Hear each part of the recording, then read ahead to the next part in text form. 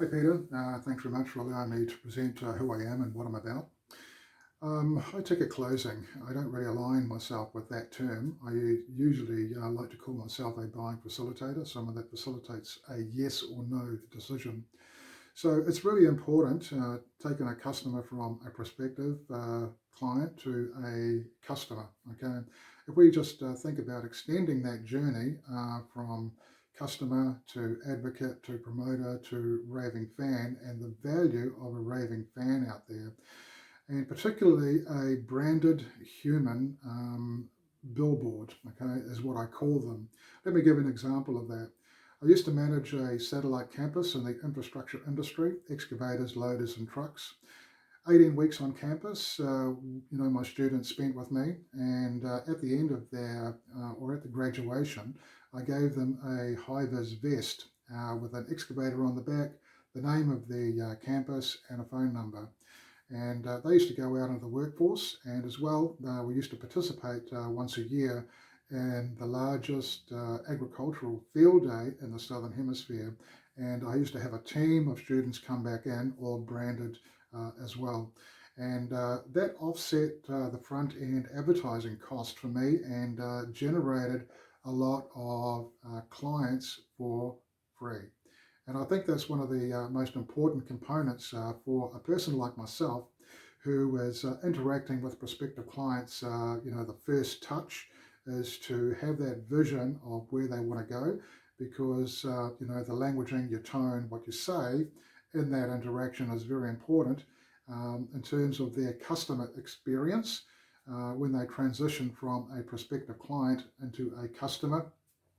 The thought going through their mind is, how am I going to be treated once I part with my money and get into the fulfillment? How am I going to be treated? So I'll just give you a quick outline of how I do that. So the first stage is mindset. My focus and intent is not to close the sale, but to calm the physiology of the brain.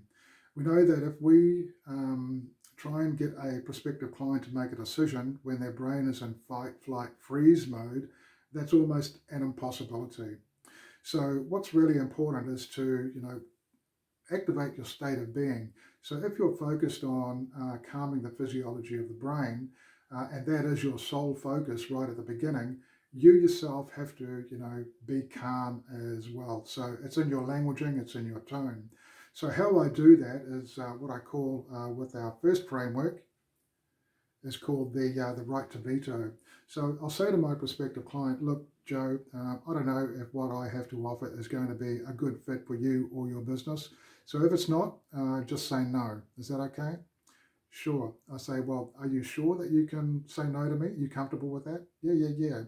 Okay, well, what I'm going to do is give you the same respectful courtesy, okay? Because part of my job is to see whether you qualify, and I'm going to do my best to disqualify you, okay?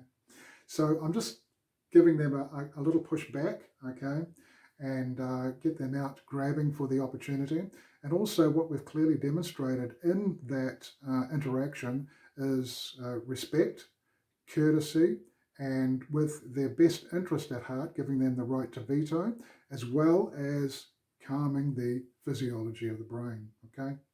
So the next framework is the gimme choice paradox. Now, what I say to my prospective client, Joe, I'm just going to turn the light on so you can see exactly where we're going to go right from now to the end of the conversation. Is that okay? Cool. So there's 4 stages. 1, 2, 3, 4, and right down the end is you can make a choice, either yes or no. So I just say, look, at the end of the day, we're going to make a decision, but one of the things that we're going to take out of the equation is think about it, okay? Because at the end of the day, think about it is just a courteous way of you saying no. Would you agree with that? Sure, okay. So what we've done is we've eliminated that, and we're going to get a definitive decision from our prospective client, okay? And then we go on to what I call the TMESS framework: time, money, and emotion. They're the foundation of any business. And I just say, well, look, when's the last time you were on the emotional roller coaster?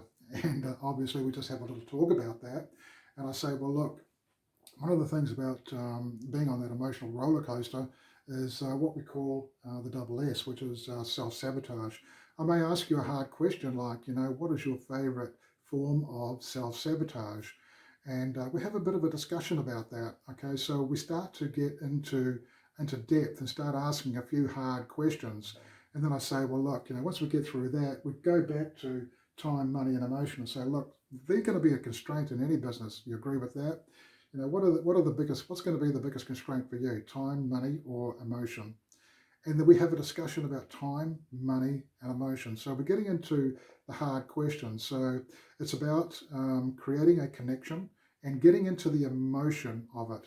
Now, there are a couple of other frameworks, as you can see on the board, but I won't get into that right now. But hopefully that's given you a bit of a flavour of how I present and, take my client through the transition from prospective client to customer, taking into consideration, the vision that we have of where we want our prospective client to go to be a raving fan, but also we want to ensure that we are viewed as being, courteous, respectful, got their best interests at heart. Plus, we've also demonstrated that we are confident, capable, certain in our ability to deliver a result for them. Because as we know, the biggest question on their mind is how are they going to be treated once they part with their money and become a customer? Is the transition going to be smooth, or is it going to be rough where there are chasms in the way that we fall in? And there's nothing worse than buyer's remorse, churn, and refunds. Okay, that's the last thing that we want to have. So hopefully that's given you an insight into who I am and what I'm about. So guys and gals, thanks very much, and we'll catch you soon. Bye.